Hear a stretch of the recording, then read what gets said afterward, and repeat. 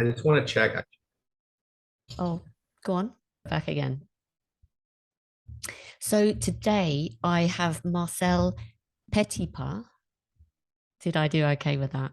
Perfect. Really Who nice. is the founder and CEO of Paraquito. I'm really excited about getting into this chat because he has a consulting and technology company that helps agencies track the right metrics and improve their profitability. So this is hugely needed in the agency world. And he also happens to be the host of the Agency Profit podcast. So Marcel, a very warm welcome to the show. Thank you for having me. It's a pleasure to be here, Jenny. Yeah, and we've had obviously a chat before, and I'm really excited about getting into these questions because they're super relevant to both agency owners and account managers. So, Marcel, do you want to kind of start by asking or by answering the question, how did you arrive at the decision to start Paraquito?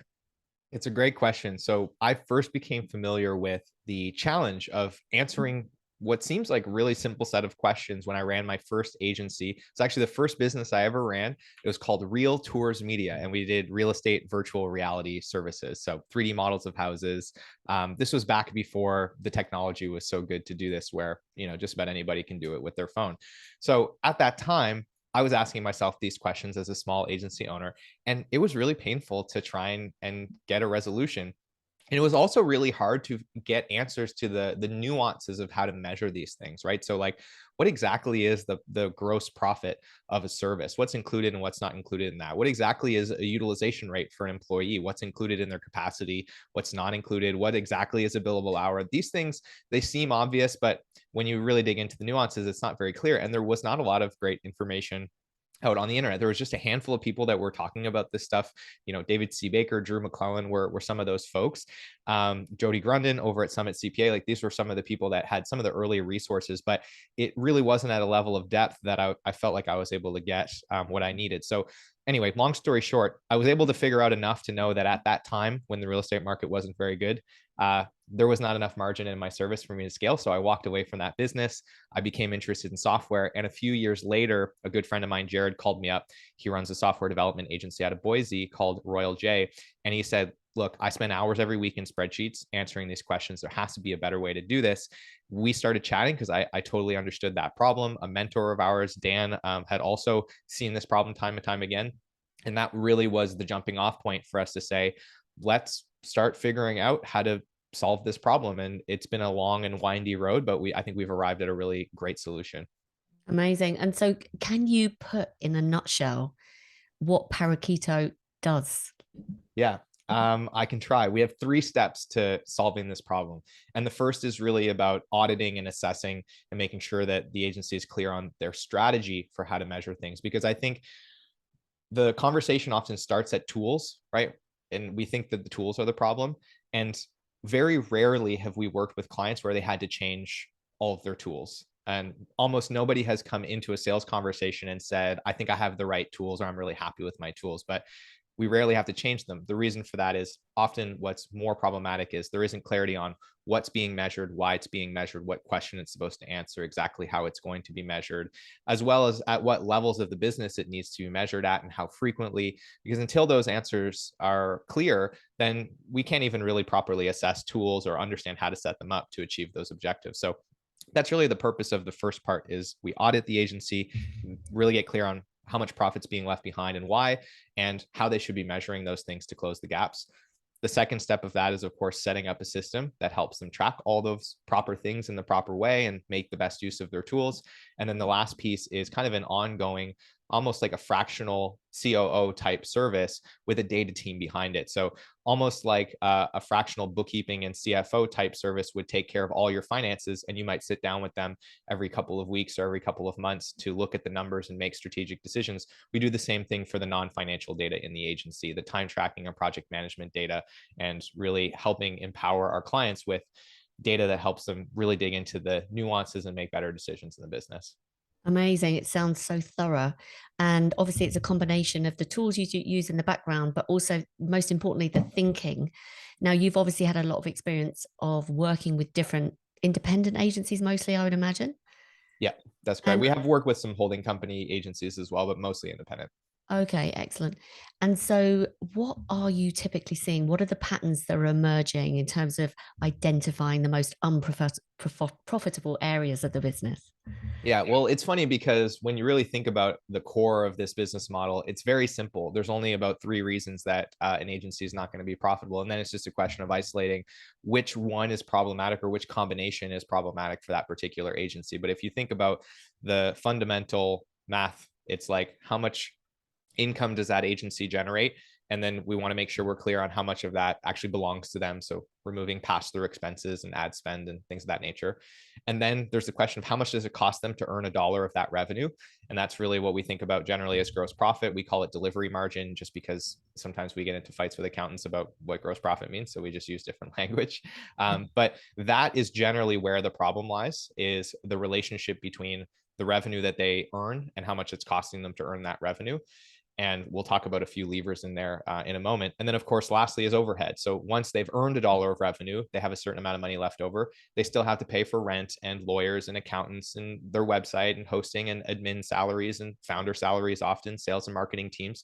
And that usually takes up anywhere from 20 to 30% of their agency gross income. So once that's all been pulled out, ideally there's a profit margin left behind, 20, 30, maybe 40%, after compensating the founders. And so most of our clients come to us thinking, oh, I spent too much money on my bookkeeping, or, I should use the $50 version of the software instead of the $100 a month version of the software. And the reality is most of the time their problem is they spend too much money to earn a dollar of revenue. And they should be trying to spend less than 40 cents for every dollar that they earn in the business at kind of the gross profit margin level. And there's a couple of different levers that affect that number, but that's generally the core of the problem. Great. And just a side question, actually, that's just sprung to mind. Agencies typically, and we could argue for hours on this, I'm sure, but we charge by the billable hour. But actually, we shouldn't be, should we? Because what we're delivering is a lot of the time, depending on what kind of agency it is thinking. And how can you put an hour on thinking and create and Right. strategy and creativity? And I'm just interested in your view on this.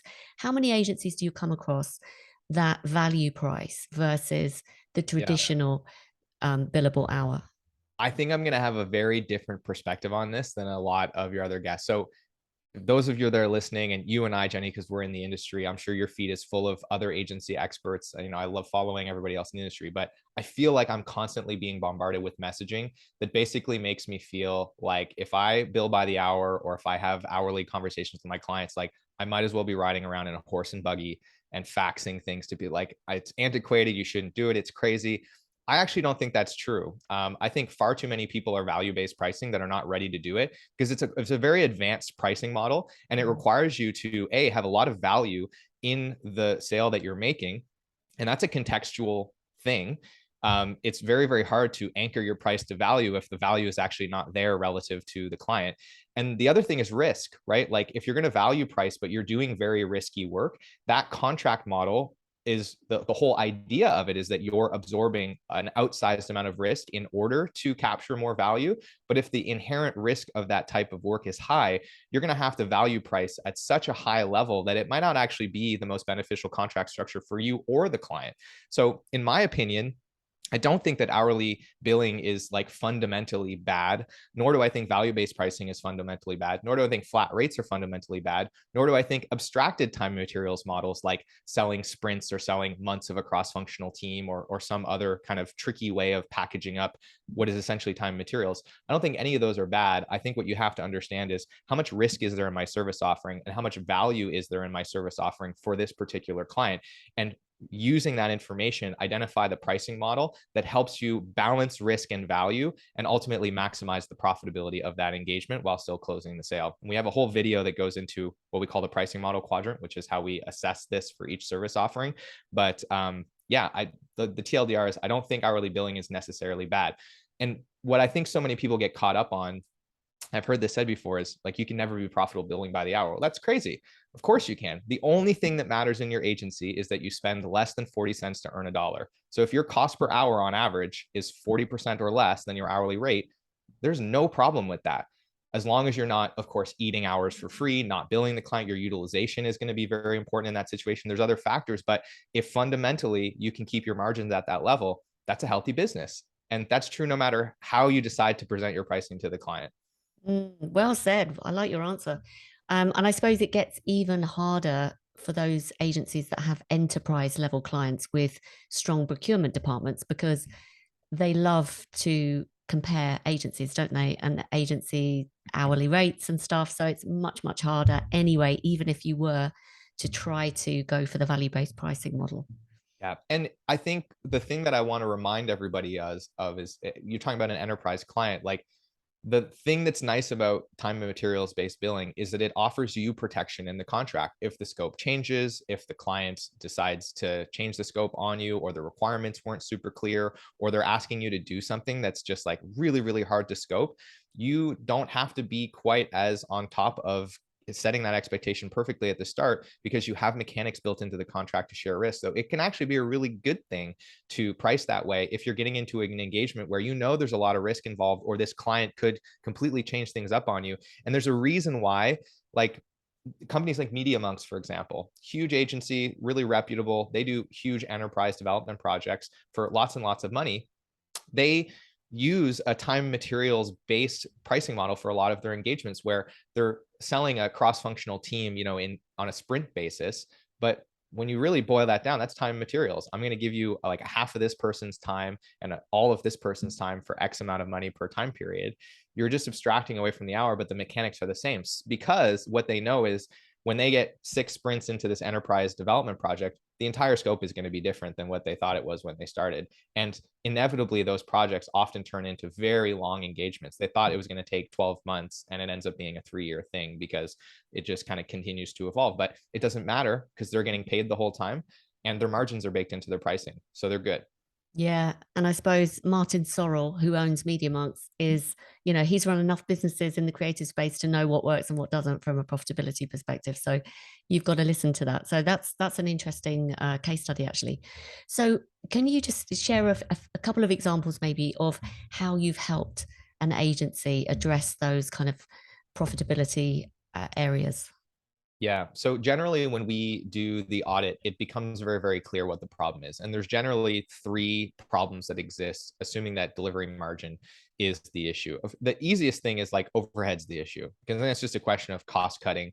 That's not always a fun thing, but often it's a very straightforward thing to do. The harder thing is, hey, you spent too much money to earn $1 of revenue. So what are the 3 ways in which we can address that problem? The first is often utilization. So they might be paying for 10,000 hours of capacity every month or every year, but they're only using 20, 30, 40% of that time that they're buying in bulk towards things that bring money into the business, towards moving client deliverables forward. And generally, as an agency, you want to spend more than 50% of that time on things that earn you revenue. Like, if more than 50% of your time is not productive and earning revenue for the business, it's going to be very, very challenging for you to be profitable. And when I talk about that 50% benchmark, I mean for everybody in the company, including the person that cleans your toilets, does sales, et cetera.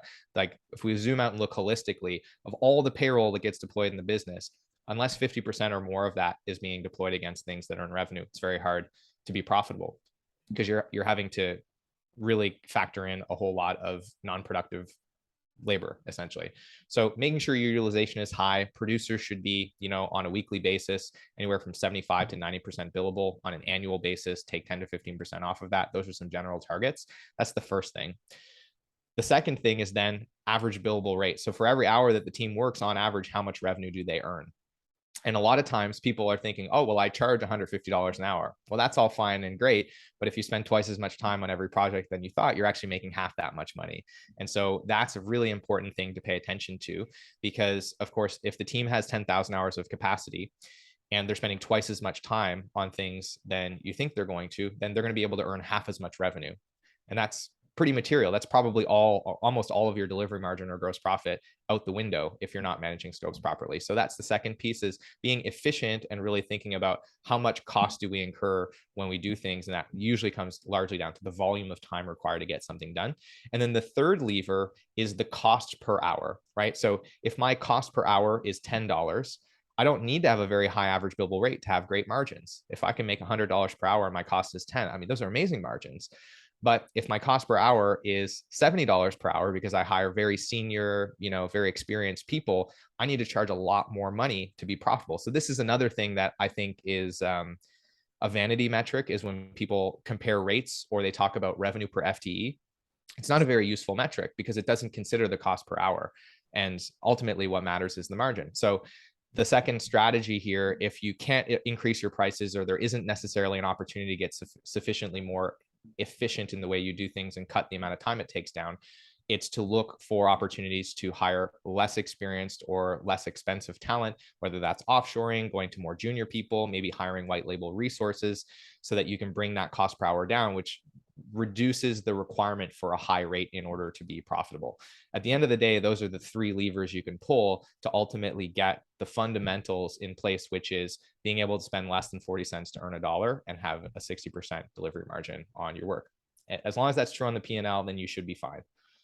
Excellent. I feel we're going to get into this in more detail because obviously the account manager in the agency is really key to this because, Yes. like you say, if they're spending double the amount of time that actually we've billed for or that we've estimated for on anything, and that could be due to different things. I mean, maybe they've got an extra demanding client, maybe we're not being efficient internally. There's all these kind of things. So talk me through what you think the role of the account manager is generally in ensuring that the agency is profitable. Yeah, this is a great question. And so, of course, the first thing that I'll preface this by saying is the role of an account manager, I think historically has been a little bit hard to pin down exactly. If you ask 10 different agencies what their account manager does every day, you'll probably get 10 different answers. But I think you and I can agree that at the core of that role, there's always a bit of overlap in a couple of important places, which is managing that client relationship. And ideally, a good account manager should be looking for opportunities to retain and expand the business with that client. And so often they're going to be the person that's at the center of a conversation with the client about what's coming up next for them, whether the work they might need to do, what other needs that the agency can meet for them, and ultimately representing the client internally when rubber hits the road with people like, perhaps it's the principals or the sales team or the project managers, and they have to now come up with scopes and price and timelines for these things. So the account manager plays a very, very important role in all of this. So what is fascinating and what we've observed recently in some of our audits is that some of the most profitable companies that we've audited, they basically only do account and project management and sales, maybe a little bit of strategy, and they outsource almost everything else. So you imagine they sell websites, they're selling the client a website, they have an account manager on that account, they maybe have a person in the business that's really good at strategy and high level, creating a brief essentially, and then there's a white label partner that charges them a flat rate to build the website. And I've seen, we've got clients that it might cost them 20,000 in hard cost for the website, and they're charging, 150, $180,000 for it. So when you think about that, you've got an account manager and a strategist. They might have to invest, I don't know, 40, 50 hours to get this project done from start to finish. And they're earning 160K in that case if they're charging 180 and it's cost them. So their average billable rate is insane. And what this goes to show is that those are two of the highest value roles in the organization: strategy and account and relationship management, essentially. So as an account manager, recognizing that you play one of the most important roles in the business and really leveraging that to make sure that when you're representing the client to the internal team and you're working through the scoping and pricing, if you can understand these things well and understand the mechanics, contract structures, and how to negotiate that with the client, as well as pricing models and margin, then you can really be at the center of making sure that all the ongoing work, which is the most profitable by nature, by the way, because we don't have to spend money to pitch the client, pick them through the sales process, you have the opportunity to add the highest profit revenue to the business. And you do that through really great relationship management and really great expansion. So I think account managers are critically important in this and can be one of the catalysts to really separating an agency that otherwise would be flat or wouldn't grow as fast if it wasn't for proactive expansion and retention of clients, which is one of the bigger challenges for a lot of the agencies we work with, that they really haven't mastered this yet. I've got a feeling that there's quite a lot of agency owners that have just, their ears have just pricked up at what you've just said, because that is quite a compelling kind of business model, actually, what you've just described. And Yeah. in those specific cases where those agencies are so highly profitable because they're kind of outsourcing to a white label provider, Are they always outsourcing to a separate, like one entity, a white label provider, or do they use a network of freelancers? What have you seen in terms of how it's actually operating? Yeah. That back end, I've seen a varying mix. Some have like a couple of partners that they build really deep relationships with, and essentially what they're doing is recognizing like, hey, we're not great at operations, so we're going to find somebody who is, but we're really great at strategy and sales and positioning, and so they're having value conversations, and they can do that because they've taken all the risk out of their business, right? So you see how it's recognizing your strengths and then leaning into them. So, and then they're finding a partner who's amazing at operations. They're super organized. They get things done on time. They do great work, but they probably suck at sales, or they're just not very comfortable with it. Or they prefer not to do it. That's a great marriage. So we have seen situations where they have one or two or three, depending on the scale, really good partners that they focus on. We have another client right now that, their core team is probably only about 25 people, but on average, they've got about 70 people working for them at any given time with their bench of freelancers. So they are very much this kind of freelance style. And similar, they get individual freelancers to commit to project-based prices for most of their engagements, and then they're value pricing those back to the client. So this way of basically looking at, okay, where's our core competency, drawing a line there, and then pushing everything that's not a core competency out of the business is a really great lever to pull to reduce risk, which, if you really want to be getting into value-based pricing or flat rate pricing, is the biggest lever you need to pull to get there. Take the risk out of the business, and now you can really like anchor yourself to flat rates or anchor yourself to value prices without it, being a big risk to you or putting you in a position where you might be losing a lot of money, or you might be really struggling with the operations of the business because you still got to scope stuff, because otherwise, how do you resource plan? How do you hire? How do you make sure people aren't working evenings and weekends? So yeah, I see a spectrum, but the fundamentals are generally the same. It's just the idea of saying, how can we take this risky stuff out of the business and push it to people that it's their core competency? And then often the second question there is, how can we get contract negotiations with them happening in such a way where we're further minimizing the risk to us by getting them to commit to flat rates? It kind of is a win-win situation, isn't it? Because, like you say, first of all, the starting point is play to your core strengths. And then actually there is an argument to say that if you don't have those external like delivery people on your books, then they're running their own business. And from a freelance perspective, they want to do a super great job for you. You could argue that in some respects, it's like they're more highly motivated to make sure that they come in on time, on budget from what they've quoted you. So there's a lot of highly motivated people all around. Just out of interest, for those agencies that are running this model, what is the percentage billable um, or percentage that you would say should be billable for the project manager and the account manager? Yeah, You said 75 to 95% before, and I'm just wondering.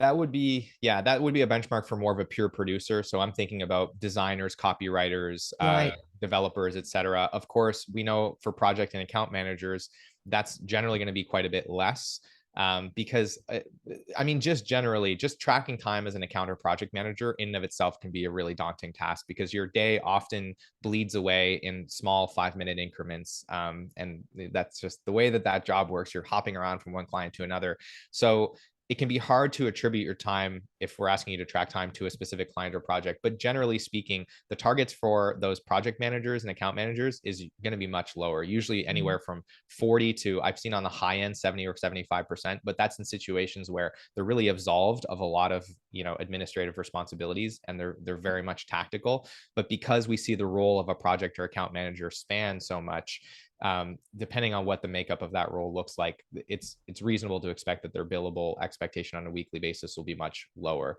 usually a good 15 to 25% lower than your average producer in the business. Yeah, that would make sense, because particularly from the account management perspective, if they are spending extra time looking to grow the account and looking for additional opportunities, then they can't attribute their time to an existing project, can they? So that makes sense. This is fantastic. I think, yeah, really compelling. So can you share any kind of tips or advice for those managing the client relationships to help them operate in a more profitable way? Can you give maybe a flavor of some examples that you've seen, or how? So, for example, I'm just thinking, if you're starting to work with an agency and the account management team maybe are not putting their foot down enough, they're not pushing back on the client enough, maybe they're not being strong enough. Just give me a flavor of how what you're seeing. Yeah, so it's a very wide question. So I'll start with kind of what are the problems that we often see come up at kind of the account to agency level. And of course, a lot of this is going to come down to what's the makeup of the team. Is the account manager kind of wearing both account and project management hats? Do you have those two layers in place? And of course, we see all kinds of different structures being placed there. But if we assume that the primary responsibility we're talking about here is being essentially the representative to the client and looking for opportunities to expand and grow them, a couple of things that we see that are challenging. Number one, when we get into this order taking dynamic, and a lot of this is just going to come down to the things that you teach. So if we're in an order taking dynamic, that can be challenging because, of course, as an account manager, that leaves you often with very little time to go through a thorough planning exercise with your internal team and really make sure you have your ducks in a row when you go to the client to have the pricing or scoping or timeline conversation. Because often when a client comes to you with a request, they need it yesterday. That's not always the case, but more often than not, you're going to be putting yourself in that position. So of course, it starts with being very proactive, looking for those opportunities to partner with the client, looking down the road so that you can come to them prepared. And you can even start to play this game that, and this is kind of a sales tactic in a sense, and we do this a lot, not because it's a tactic, but because it's a real thing, where it's like, hey, we have a certain amount of capacity in the next quarter, in the next couple of months. We've talked about these things that are important to you that are coming up. I just want to make sure that we can get some stuff locked in that's important to you, so we don't end up having to delay your timelines, or we don't end up having to reduce the scope in order to meet your needs. So this is a really effective way to actually get sales across the line and take more control of that process of setting timelines and scope and pricing, based on the idea that, like, if they don't lock you in, you're going to have to sell that time to somebody else. That's just the way that the business model works. Nice. This is especially easy if it's actually true for you, which, for us, a lot of the time it is. So it makes it easier for us. So that's one big thing. Love it. Keep them coming, Marcel. You're doing really well. I'm scribbling notes. The next thing that I would say is, I think as an account manager, if you can really become well versed in two things. So I think that there's a lot of training, and you offer some of the best training I've seen on this, around how to essentially sell well as an account manager. And you're not so much a hunter, you're more of a farmer. So it's a different way of selling. It's much more consultative, much more my style. I really enjoy that way of selling a lot more, because you're really just being helpful as often as possible and looking for ways to add more value to the client. So that's amazing. And you want to make sure that you know how to do that. But where there isn't as much training and information, and some of this you can grab for free in our toolkit, is around understanding the nuances of the contract structure and how that impacts the way that an engagement runs with a client. I think one of the things that we can get tripped up at, especially if we're in an agency that has a lot of these things going on. So some clients are paid by the hour, some are on retainers, some are on retainers that it's based on hours and they have rollover credits, or they don't. Some are project-based, some are value-based. And when you're not crystal clear on what the contract terms are with that client, when you start to get into this kind of negotiation conversation, or they're asking for additional scope, or they want to move the timeline around, you can kind of lose your sense of what you're anchoring to.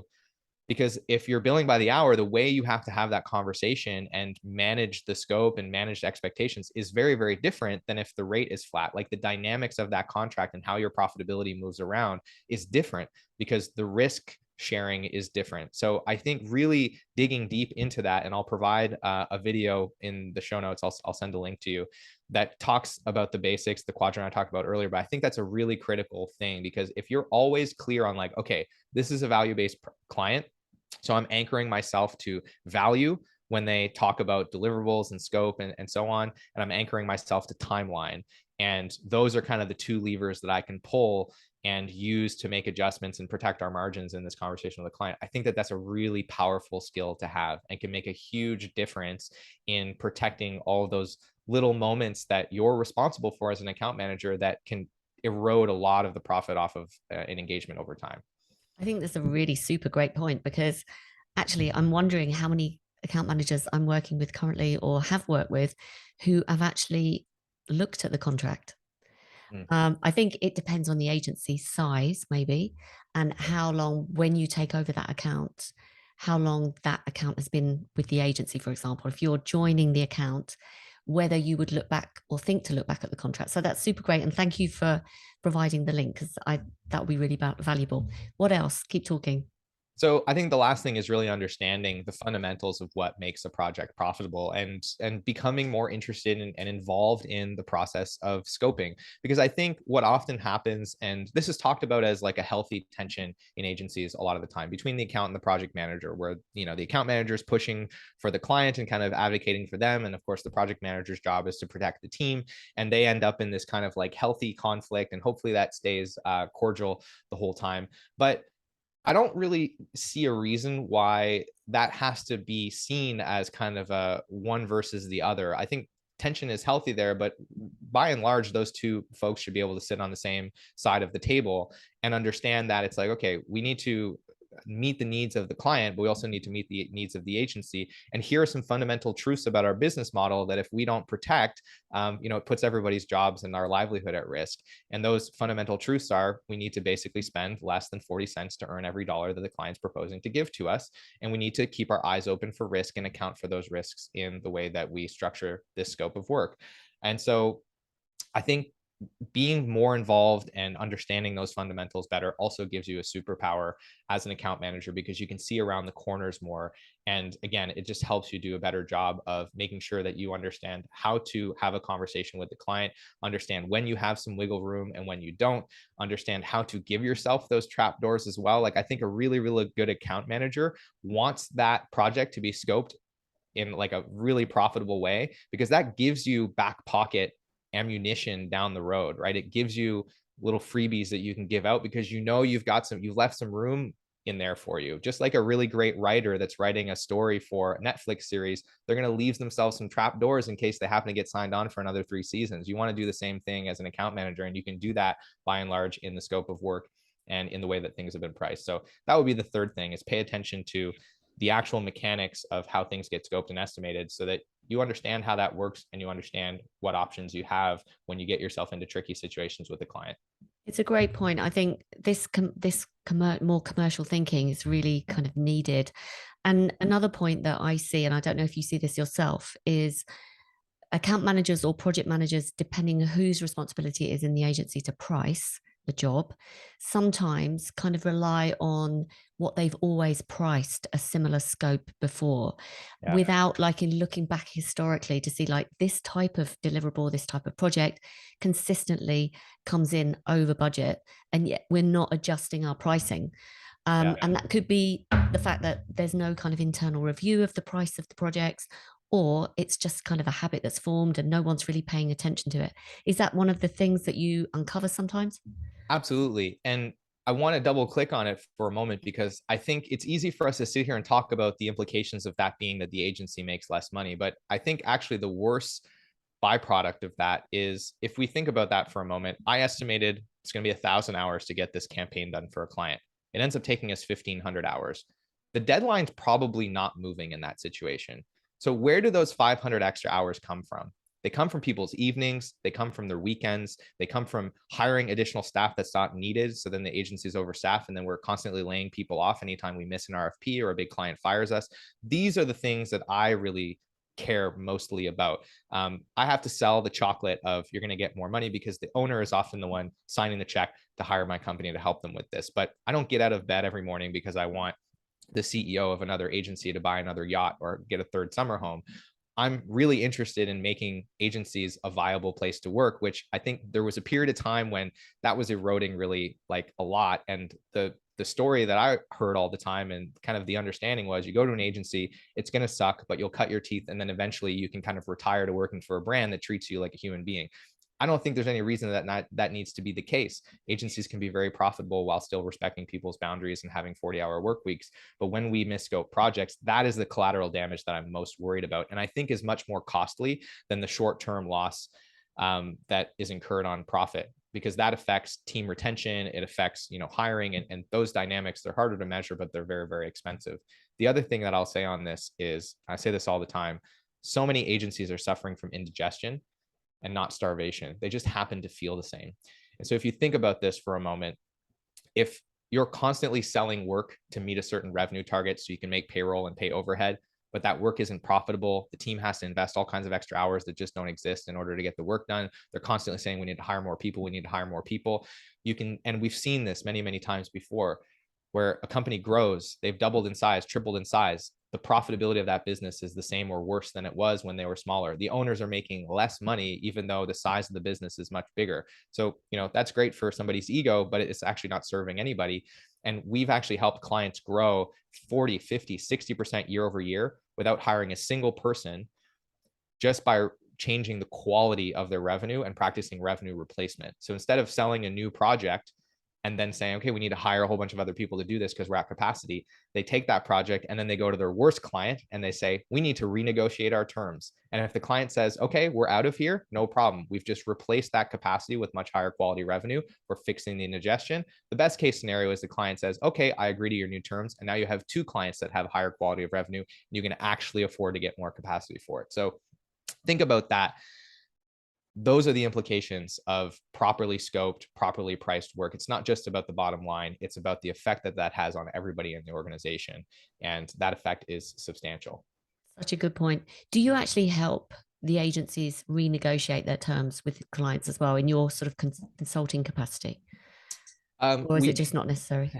we'll refer you to lawyers for a lot of the legalese that gets written into the contract. But one of the exercises that we do with all of our clients is the one that I'll share in the video, that pricing model quadrant, to really just get clear on what are the mechanics that are appropriate for the different type of service offerings based on the risk and the value of that service offering. So which of your service offerings should you be pricing hourly right now?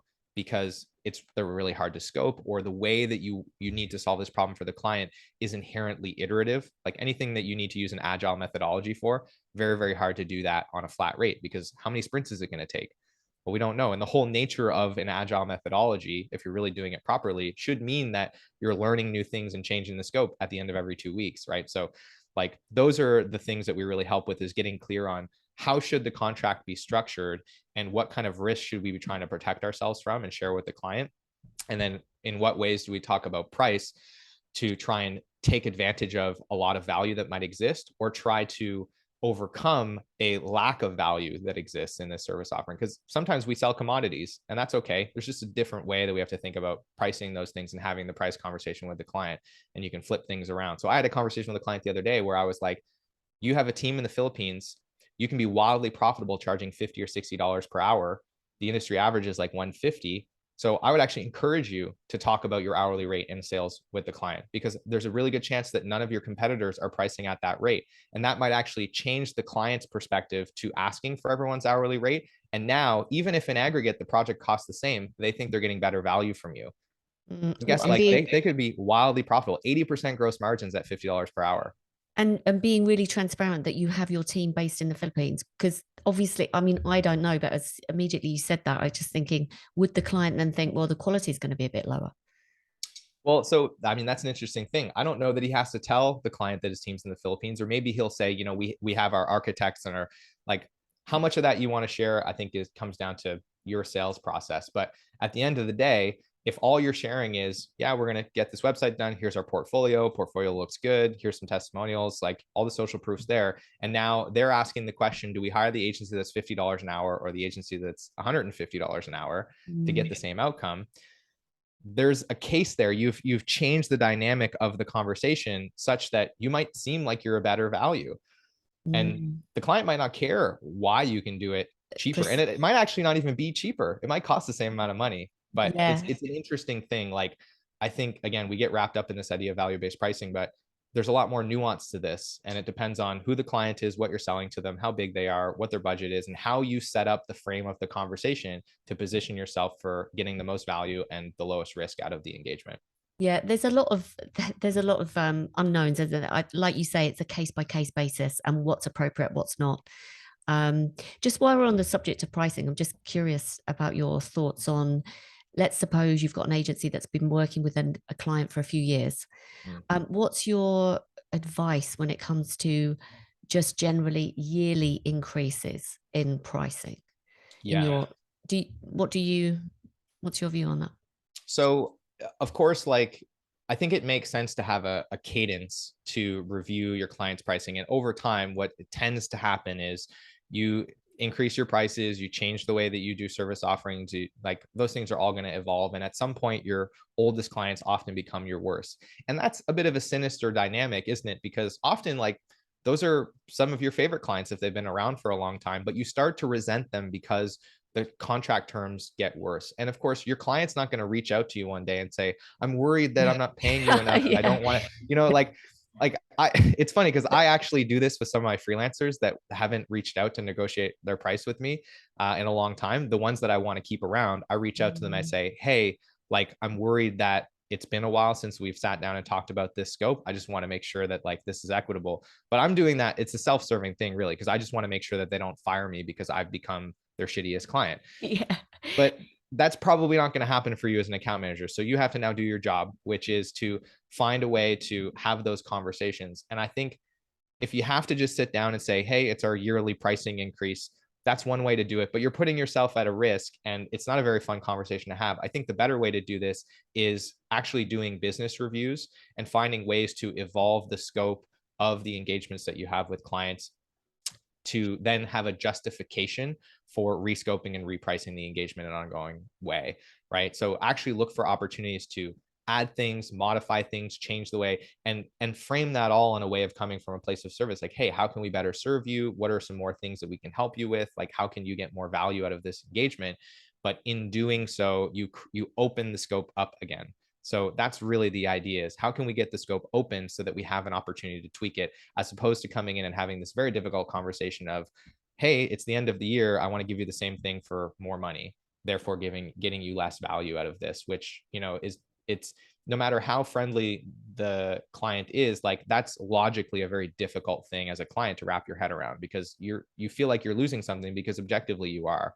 But if that is kind of hidden behind the veil of the scope is changing and then those lines get blurred a little bit, it can be an easier pill to swallow. And you might not even realize that it's happening to you, that you're getting less for more, because what matters is your perception of what you're getting and how you value that. Because obviously, inflation rates currently, I mean, we're recording this in August 2022, and the inflation rate's through the roof. So Yes. even to keep, up with inflation, you'd expect to see, if you were working with an agency from a client's perspective, you'd expect to see some increase. And Yep. maybe, as you say, it's quite rightly, there's a timing thing when if you have that conversation, when you have that conversation, like if you're not doing a great job for the client, it's not a good time to even talk about it. But Yep. if you're demonstrating on an ongoing basis how you're adding value, and you've been doing that consistently, then it's kind of an easier conversation to have. Yeah. So go on, There's you're one going more to say thing I'll something. say on this, and it Please comes do. back to what we talked about earlier. Two things that really help with this: number one, having data, and number two, understanding the contract structure. Because if you go into that conversation and, let's say, for example, it's a flat, like, the hardest ones are retainers, because those tend to not evolve a whole lot. You kind of have to push those to evolve. So let's just say they've been paying you $150 an hour for 40 hours a month, and you've got this team that they work with, and that's kind of the worst case scenario in terms of renegotiating. Then you could go in and say something to the effect of, we've noticed you've been asking for a lot of deliverables and we've been pushing to get them done within the month. But in order for us to keep this level of velocity, we actually need to allocate more time to your account, right? So because you understand the structure of the contract, you can have a justified conversation about how this increase in scope or increase in price is going to help them. Or we need to assign a more senior resource because some of the requests that are coming in are more complex, and we want to make sure that we meet the level that you expect from that. Similarly, if it was a flat rate contract, there might be this other conversation where it's like, hey, we've started doing a different set of things than we agreed to at the start of the quarter, which happens every time you do a flat rate retainer. You agree to, like, these 4 things and then you end up doing 6 or 8. We want to continue to meet those needs. Let's have a conversation about what it looks like for us to plan for that, because we want to make sure that we're still hitting your deadlines and we're still meeting your needs. So understanding the contract and then having some data to help support that conversation is a really powerful tool to be able to understand, again, what you're anchoring yourself to, so that it's a logical conversation with the client. Because a lot of times they don't want to go through the pain of firing you and finding somebody else to do it. It's way easier to just pay you a little bit more money and not have to deal with all of that. But they need you to give them a logical reason why that change is happening. And you've really given a lot of value there, Marcel. Thank you. Because I can see if someone is having to have that conversation pretty soon, they'd probably be pausing the recording and listening again at how you said that, because you said that beautifully, by the way. So just I can see I could talk to you all day, Marcel, but I can see time. Just interested in what are some of the changes that you've seen over the years working with agencies? You know, do you think it's getting better? Do you think it's getting worse? What are you seeing? Yeah, it's really fascinating. I still think that service-based business models are some of the best business models in the world. There are things about them that are very hard. They're hard to scale, they're hard to measure. Hopefully, we're going to fix the measuring part, but you still got to deal with humans and you're still selling time. So that's always going to be hard. However, very, very little friction to get them started up. And the profit margins, if you're doing them well, should be 70, 80. I've seen some companies with 90% gross profit margins. And those are margins that pretty much the only other industries you see those margins in are software and education, selling courses, basically selling products that are like not really tangible in nature. So the next best business model after those two is a service-based business model. But the advantage that the service-based business model has is that unlike a product, you can change it very, very quickly because it's just about changing how you do things, right? Changing a process. And you can sell things and then figure out how to do them later. So it's incredibly good at finding product market fit. It's incredibly adaptive. So I think this is one of the things that I'm seeing is we're seeing a lot more boutique and smaller agencies. We're seeing the fragmentation of the mega agency, the full service agency. And I think everybody is waking up to the fact that a couple of things are really important in this new world. Number one, being very clear and specific about the problem that you solve as an agency. We talk about this as niching, and a lot of people get caught up in the vertical or horizontal like mechanisms of that, like what platforms or services do we offer or what specific industry do we sell this to? But really underneath all of that is being really clear about what problem you solve. And in doing so, you generally position yourself for a higher value engagement with the client because you have expertise ideally in solving the problem that they have. And then the benefit to that as well is ideally that allows you to create better systems and better structure and allows you to keep the business smaller. And smaller generally means it's more fluid and more adaptable. And I think if we've learned anything in the last couple of years, it's that things change and they change fast, and that's not going to stop. Things are only going to keep changing and they're only going to keep changing faster. So I think that there is a lot of allure to running a smaller shop, getting away from this large conglomerate, large holding company. And you're even seeing the holding companies take this kind of attitude on now as well, where they would rather have a portfolio of specialized shops than some of these like massive full service agencies of the past. So I think that's really one of the big shifts that I'm seeing is this movement towards micro agencies, this movement towards really being clear about core competency. And the closer to somebody's core competency I see them get, the more profitable they become. That's just a correlation that we see in the numbers. If they're properly niched, they're more profitable. If they're niched and they outsource all the stuff that they're not good at, they're even more profitable. So that's just a trend that I'm seeing. That's the observation I've seen in the numbers. And if there's one piece of advice I have for folks on how to think about moving into the future, it's how can you just get closer to the thing that you're uniquely amazing at and start to let go of everything else? Amazing. Really good advice. Thank you so much.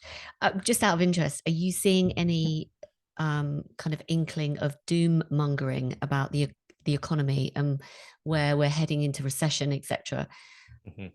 Yes, of course. The same kind of conversation we saw through COVID, but I think we're going to see the same dynamics that we saw through COVID. And this has been the case for us. Now, this is kind of interesting because I'll get meta on this, but COVID, we saw some agencies close their doors, have their worst years ever, and we had other agencies have their best years ever. And I think in this recession, which I'm calling the Patagonia vest recession, which I got from Scott Galloway, because it's outsizedly affecting all the people that have had it really good for a while, which is all the tech companies that were super overvalued. So we're seeing that be affected. So we have a couple of clients that serve SaaS companies. They're not having a good time right now. They're struggling. A lot of them had to do layoffs, right? Like we've had to make a lot of adjustments to right size the business. Whereas typically when you see a market force like that, it's like whack-a-mole. One industry goes down, but then another side of the market typically is seeing some upside. And where we get to kind of zoom out and look at all agencies, it's like if plumbing all of a sudden becomes a really popular thing right now, or home services, like there are agencies that serve those clients. So we get to kind of see where things are going up and where things are going down, and we're sufficiently insulated. But this is why I think it comes back to adaptability. If you're an agency that's specialized in software right now, you're probably really, really terrified. You've probably had a really rough couple of months. But this is where it's important to be able to recognize, okay, what are some of the shifts that we can make? How can we take this problem and solution and repackage it and make adjustments and adapt? And the faster that you can make those adaptations, generally, the more resilient you're going to be.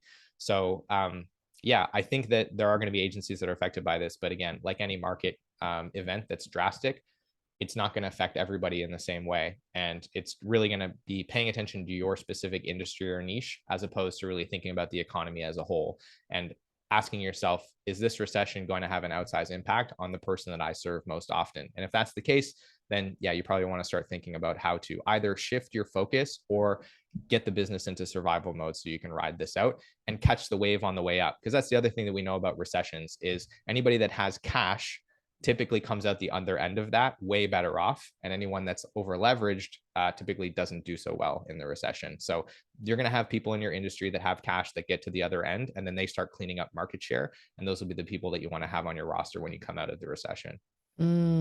Great advice. Okay, love it. So listen, I'm looking at time and I would just like to ask you, do you have any kind of, you've delivered so much value, Marcel. I mean, you're so articulate as well. I've just been scribbling notes as you're going.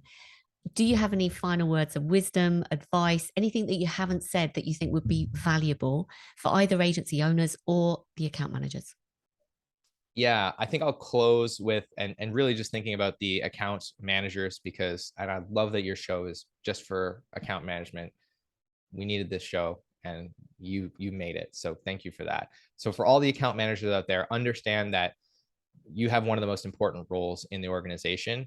And if you've ever had this thought of like, because I hear this conversation all the time, I think a lot of agency owners see account management as this like bloat layer in between the client and project management. They're like, what if could we just get rid of that? Like, why can't the client just talk directly to the delivery teams? Like, there's all kinds of reasons that shouldn't happen. But understand that like what we're seeing is even the most stripped down version of an agency, account management is still one of the most important and still one of the most high value functions. And so like own your role, get really, really good at it. And I think you will have lasting power in this industry. I find it very hard to believe that in the next couple of decades, of all the things that agencies are going to stop doing, account management is going to be one of them. So I think that's the last piece of advice, is just like keep investing in yourself and investing in your skill set in this role. Because I don't think you're going to end up like, I don't know, truck drivers that get replaced by self-driving trucks from Tesla. I don't think that's on the near-term horizon for you. And your skill set as an account manager will translate to lots of other industries as well. You can go into client success and software. You can go like, there's so much skill sharing there. So yeah, don't be afraid to really commit to this career path if it's something that you feel is really compelling and really a good fit for you, because I think there's some redundancy there. Oh my God, I'm going to get that quote because that was so uplifting. And probably a lot of account managers needed to hear it as well. So thank you for saying that. That was fantastic. And I obviously echo everything that you've just said. So, Marcel, let's finish with who would you like to be contacted by and what's the best place to kind of reach you? Right. So if you're an agency owner and you're not making as much profit as you think you should be, and you're doing over about $750,000 a year in bookings, then you should reach out. Let's have a conversation. If you're an account manager and you feel like your boss should be doing a better job of running the business, you're welcome to reach out as well and get a sense of what we do, but tell them to connect with us. And if you got some value out of today and you want to dig deeper into some of the things that I talked about, make sure you head to paraquito.com/toolkit. I've got a whole bunch of training videos, spreadsheets, cheat sheets, and work documents that help you facilitate some of these conversations and understand these concepts. They're all free. And I'll, of course, make sure I fire a link to Jenny after today's interview to get you access to that pricing model quadrant video, which I think is a really, really powerful framework for account managers to get an understanding of. That's fantastic. And we'll make sure that we put that in the show notes. So thank you again, Marcel. This has been absolutely superb. So loved having you and thank you for coming. Thank you for having me, Jenny. And I look forward to having you on our show very soon as well. Love it. Can't wait. Thank you.